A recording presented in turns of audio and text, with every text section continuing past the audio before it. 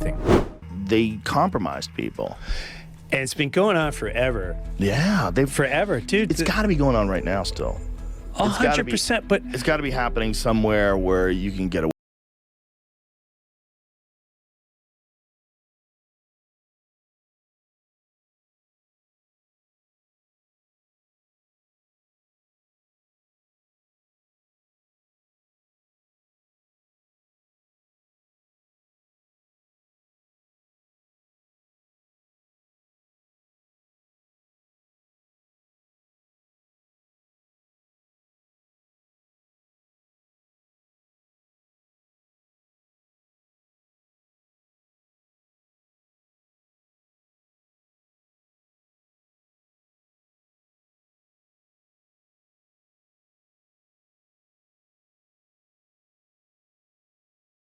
It seems so crazy to think there's not a list. That's what Jimmy said. He's a tinfoil hat guy. There's a lady theory. in jail for trafficking.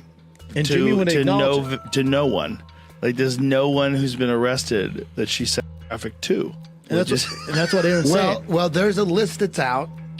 Who knows if it's fake? I don't know. It could be a fake list. Who knows? But Chris Tucker's on that list. And they asked Chris Tucker on a podcast, what's up with you being on the list? He didn't do what Jimmy Kimmel said. Jimmy Kimmel said it's a fake list. Who cares what that list says? It's fake. Right. Chris Tucker goes, yeah, I did go on that flight, but we went to Africa and I went with a bunch of diplomats. I didn't know who this Epstein guy was. Like Chris Tucker says, like, I had no idea. We were on this plane. We were going to Africa, do some diplomatic, and turns out I didn't know. Well, they definitely got people connected to him by using famous people. Yes. Yeah. So, my point was, Chris Tucker basically confirmed that the list was like legit because he's on it. Right. Chris Tucker's name surfaced years ago in connection to Jeffrey Epstein, after reports and photos linked him to a flight alongside Bill Clinton. The trip, which also reportedly included Kevin Spacey, took place in 2002. Tucker has denied any wrongdoing and stated he had no involvement with Epstein. You knew Jeffrey Epstein, didn't you? Yeah, I did. We flew Bill Clinton and a lot of different. That was a humanitarian trip to Africa, and I met him on that trip because it was his plane. I didn't know who plane we was getting on, but it was a whole bunch of dignitary people. We was with a delegation, and I met him, and you don't know people what they do in their private lives, so yeah. But tell me this, Chris. You was on this private plane, and you could tell that it was a private plane because they called it, was it Lolita Express? Oh, yeah, it was a private plane, yes. Oh, yes. But wait a minute. You didn't never go to that island, did you? No. Chris Tucker has also been mentioned alongside Sean Combs, and some online claims link him to Harvey Weinstein. The narrative often repeated is that when one figure is taken down, others step in. Many believed Jeffrey Epstein's arrest would shut everything down, but some argue the system continues under new leadership. It's so tangled. The whole thing is just, I think everybody who looks at it realizes this is a rabbit hole that just goes to the center of the earth. And there's so many people involved in that. Here's the big question that people ask. If there was a Jeffrey Epstein, and it seems like all these things he was involved in, is there a Jeffrey Epstein right now that we don't know about? There's a million of them. A million of them. I mean, this is why I find this. This is not the core of what I focus on, but I find it a really interesting field of study because it helps understand so many other U.S. government institutions and the relationship between government and private business. Some claim the silence of victims shows how much fear still surrounds Jeffrey Epstein's network. Virginia Giuffre was among the first to speak publicly, even sharing photos linked to Prince Andrew years before major investigations. She continued to speak out, despite intense pressure and global attention. I still believed in his power. I still believed in his money and the people that he knew. So I was grateful just to get out alive. Was there a time there where you thought you wouldn't get out alive? Yeah. There were a few times. And, yeah, no, yeah, there was a few times I didn't know if I was going to make it or not. Is that by your own hand or by how you're being treated or? By how I was being treated to some of the people that I was tricked out to. So what made you fear for your life? What was happening Just to you? It was physical. It was very physical.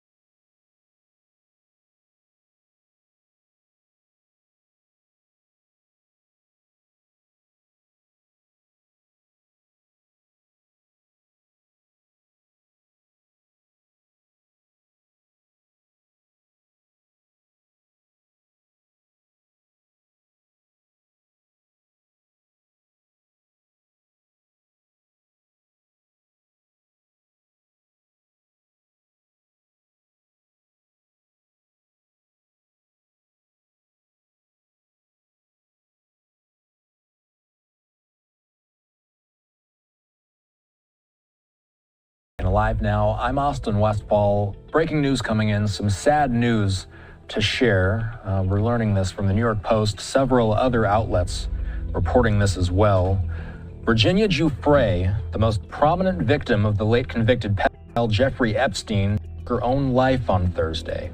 This is just weeks after she made headlines for saying that she had days to live after she claimed to have been hit by a bus. A statement given to NBC News was quoted as such from the 41-year-old's family. It says, "It's with utterly broken hearts that we announce that Virginia passed away last night at her farm in Western Australia. She lost her life to suicide after being a lifelong victim of sexual abuse and trafficking." The New York Post says that Giuffre took legal action against billionaire financier Epstein in 2015, alleging that she was trafficked at age 16 after his ex-lover and convicted madam, Ghislaine Maxwell, recruited her from her job as a locker room attendant at President Trump's Mar-a-Lago resort. The mom of 3, according to the Post, also alleged that she was forced to have sex with disgraced Prince Andrew 3 times when she was 17, including at Epstein's Little St. James Island in New Mexico and in Maxwell's London home, where a notorious photo of her with King Charles' eldest brother was taken. The Post says the allegations became the biggest scandal to rock the royal family in a generation. Again, hearing of the sad news just within the past hour, Virginia Giuffre, the most prominent victim of late convicted Jeffrey Epstein, took her own life on Thursday. It was announced on Friday, her death. She was 41 years old, her family confirming this. Several online commentators have pointed out that Jeffrey Epstein was already deceased when Virginia Giuffre reportedly claimed she was being targeted. The question remains, who was she afraid of? According to Joe Rogan, powerful government figures and billionaires worldwide connected to Epstein may be behind these threats. The point I'm getting to here is, given Jeffrey Epstein's involvement in the BCCI network, given Jeffrey's involvement in the 1990s with all the foreign policy activities happening in the Middle East at that time, given Jeffrey Epstein's, involvement through, the early 2000s Clinton era and everything, given his involvement in everything from Israeli to Saudi to British to French high-level government officials, Jeffrey Epstein was investigated by the SEC in the 1980s. He was one of the 2 people who ran the biggest Ponzi scheme in history at the time in the United States, the Towers financial collapse. Epstein's business partner goes to jail for like 30 years or 20 years or whatever. But Epstein skates completely free. Epstein gets involved in this huge fraud in the U.S. Virgin Islands with this, $1 billion fraud case in the U.S. Virgin Islands. Never prosecuted for any of it. Why is that? Well, one is, he may have, we know in the U.S. Virgin Islands case, he was sponsoring the campaigns, basically, of the politicians there. the prosecutor's answer to the politicians. Could be that. But I would be shocked if they're in 40 years of this Where's Waldo, Forrest Gump, he's always in the room, in 40 years of American foreign policy and intelligence activity, money sourcing for that, for all the crimes that Epstein committed, the concern was the same one they had with Rolando Masfer. Don't bring the case, and if you do, bring it in a highly limited way. And that's exactly what happened in 2006, the first time he was indicted. Two names.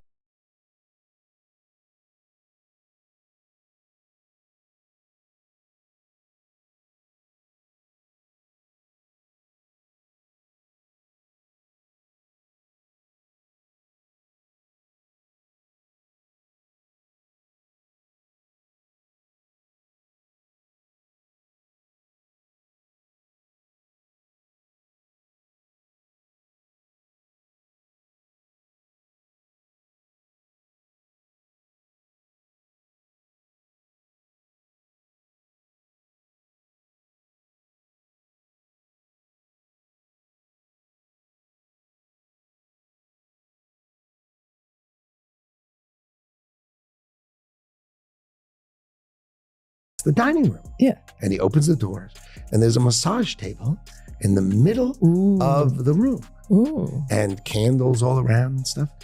So I ask very insightful, cutting questions. I say to him, massage table in the middle of your house? How often you have a massage? And he says, every day. And then he gets weirdly close to me. Ooh. And he says, and the right kind of massage. Ooh. Now my wife is standing here. So she looks at me and I look at her and we say, I'm sorry, we have to go. And we left. And in the 6 or 8 steps it takes to get from his house to my house, my wife and I decided that I will never be in the room with that disgusting person ever again. Really? So I was never in the room with him socially, for business, or even philanthropy. If that guy was there, I wasn't going because he's gross. Oh. And so I look back at it as a gift. Yes. He gave me a gift. Yes. Of a voice. Yeah. And so, yeah. So that's my story. A one and absolutely done. The claim that Gina Raimondo avoided Epstein is contradicted by multiple reports, which suggest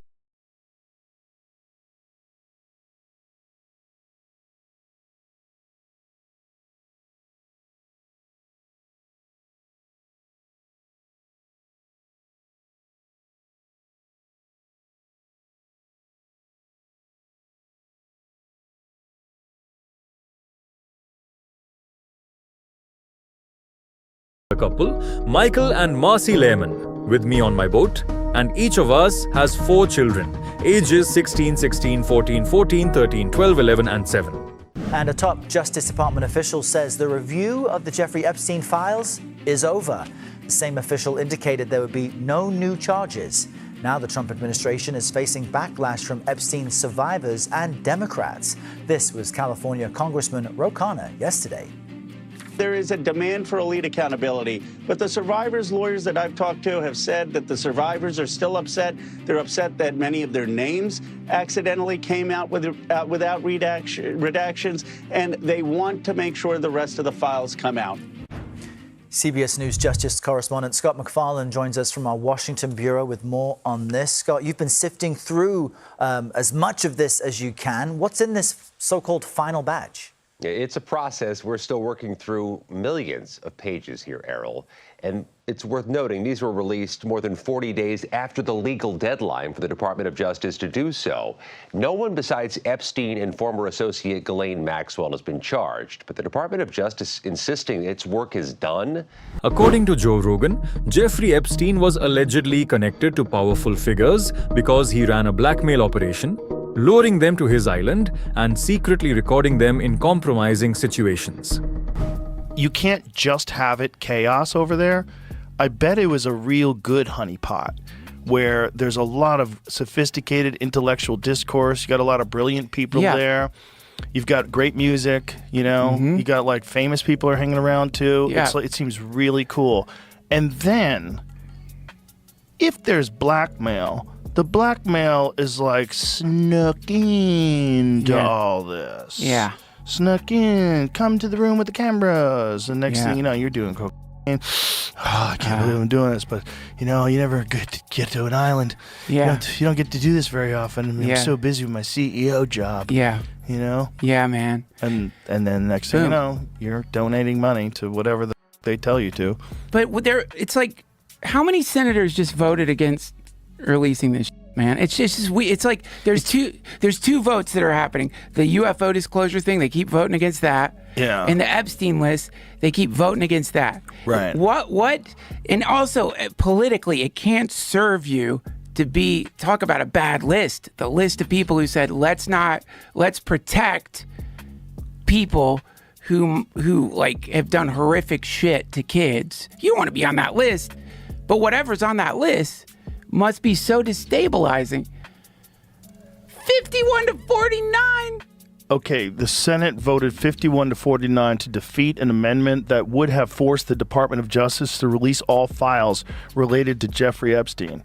The vote was largely along party Both lines, sides. with 2 Republicans joining all Democrats in supporting the amendment. Oh wait, not both sides. It was the Republicans voting against this. It says 2 Republicans joining the Democrats in supporting the amendment to defeat it. So why are the Democrats interested in defeating it? Why did Kash Patel lie? And who else is being shielded? Thousands of pages in the Epstein files have names completely redacted. These aren't victims, but alleged perpetrators. The July 2025 memo from your Department of Justice stated, quote, "We did not uncover evidence that could predicate an investigation against uncharged third parties." These 2 photos, please put the photos back up. These 2 photos staring you in the face are evidence of a crime and more than enough evidence to predicate an investigation against former Prince Andrew. Not just the video, we're reviewing everything as meticulously as we can, because that's what we owe the American people. That's our job. And I don't want to rush to the sticks or the podium and just say, hey, look what we found. Right. And then be like, oh, sorry, I forgot the 4 seconds. You know, if we miss 4 seconds, they'll be like, oh, well, it's in the 4 seconds you missed. Right. So I'm How much can you talk about what you've seen? Not yet. Just what I've told you. Can you say you've seen anything? No, that's the point, that there's nothing in there, like in the video. You guys would be bored. You talking about the video of the suicide. But what about the video from the island? Oh, sorry. So you're talking about 2 different things. So sorry. So again, we're going to give you everything we can, and people have to remember, we're not going to re-victimize women. We're not going to put that back out there. It's not happening, because then he wins. Not doing it. You want to hate me for it? Fine. Again, logical play out. If there was a video of some guy or gal committing felonies on an island and I'm in charge, don't you think you'd see it? If you have access to it. If I have it. Period. Right. If I have it. So where else would it be? Right. If you have it. Right. But you can't say that you have it. No, we're giving you everything we have. So far. Everything we have so far is Have you guys gone over all the video that's available? Yeah, that's what I'm telling you. That's what takes so much damn time. Right. And is there video from the island? Not of what you want. Some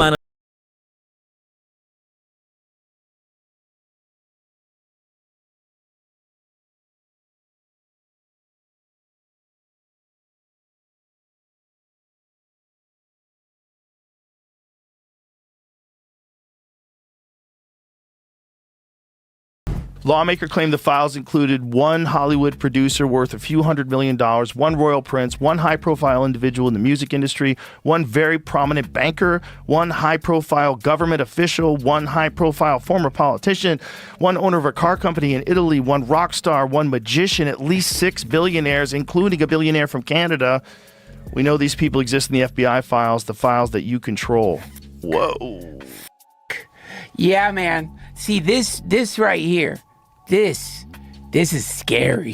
This is how communism gets started. This is when they attack, they realize like this is like indefensible, and it gets to the point where people are like, maybe Mom Donnie's right. Jeffrey Epstein started as a financier with no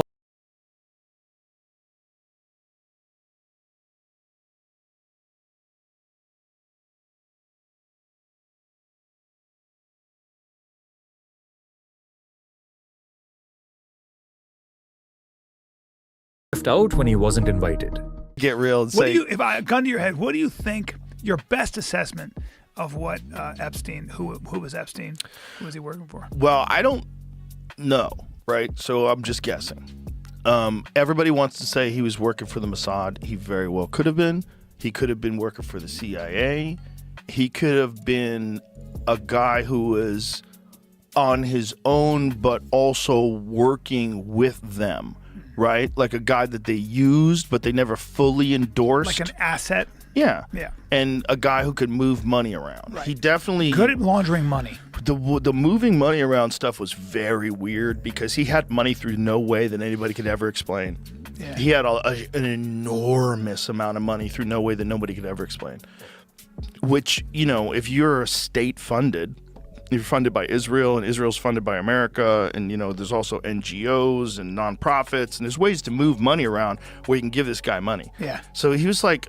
Weinstein, who is an economist, right? Weinstein's a legitimate mathematician. Eric? Yeah. So when Eric met him, his first inclination was he was a fraud. He's a construct. Yeah, a construct. And did he tell you the whole story about the girl sitting on his lap? Yep. So Epstein, while he's meeting with Eric Weinstein for the first time, has a beautiful girl sitting on his lap, and a woman, I shouldn't say girl. He said she was like in her 20s, and she's sitting on his lap, and he's bouncing around, start juggling around while And he's asking math questions. yeah, talking serious. So he was obviously nerd fishing. He was fishing for nerds, and I think he caught a lot of nerds in that net. There's a lot of those 100%. guys that wound up going to that island. They probably thought, this is great. We get to party. One more question. Richard Lardner from the Associated Press. Mr. Secretary, were you ever made aware at any point in your handling of this case if Mr. Epstein was an intelligence asset of some sort? So there has been reporting to that effect, and let me say there's been reporting to a lot of effects in this case, not just now but over the years, and again, I would hesitate to take this reporting as fact. This was a case that was brought by our office. It was brought based on the facts. And I look at that reporting and others. I can't address it directly because of our guidelines. But I can tell you that a lot of reporting is just going down rabbit holes. This is the same island where online rumors suggest Jeffrey Epstein may have hidden evidence of crimes or even buried victims.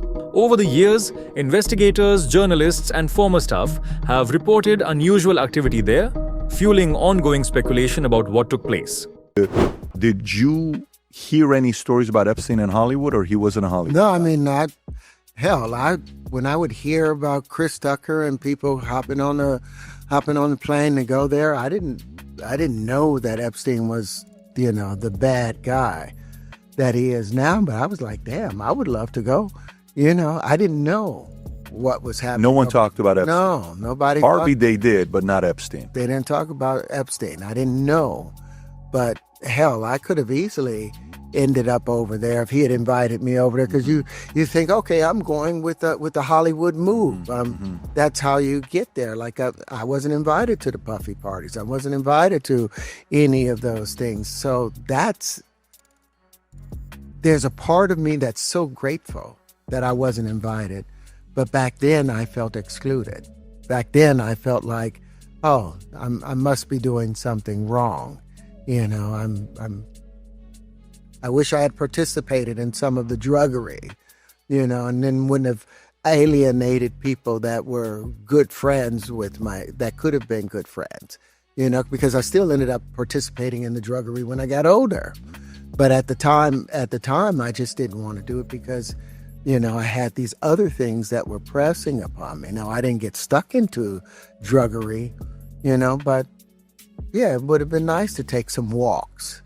You know, when I look back, you know, in my 30s. Could have ended nasty. It could have ended nasty. So the fact that you didn't is probably a better thing. So the universe places you, you can't really regret anything, you know, but there's still parts of me that's like, wow, I dodged a bullet with Epstein. I dodged a bullet because I wasn't invited to those places. This is the same island rumored to hide Epstein's secrets. Strange activity over the years has only fueled speculation about what really happened here. Can just say, okay, I'm going to swim to St. Thomas. They can't do that. It's not like a person who's there and needs help that they can sneak away and run outside and flag down a vehicle or flag down a police car or run to the nearest police station like they might be able to do on St. Thomas, on the main island. The island is isolated. So that kind of isolation is really what you have to look at when you start to think, how could this have happened for so long?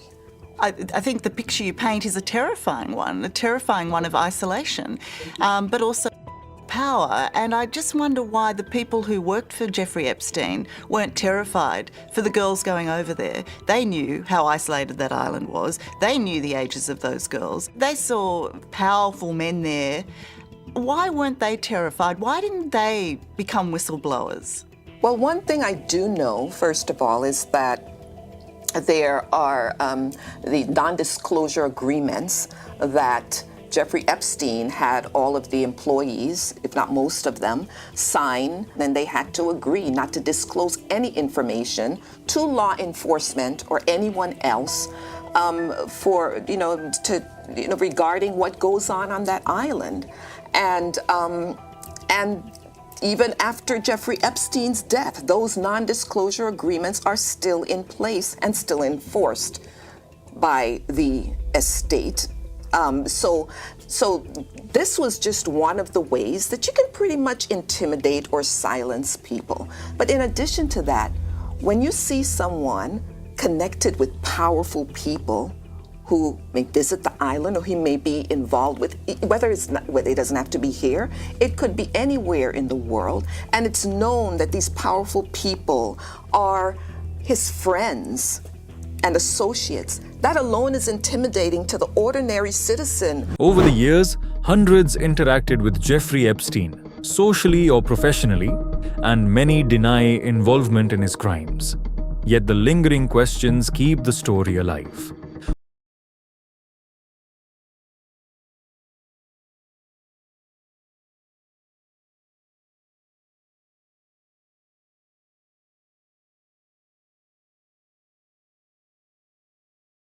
Deep dive.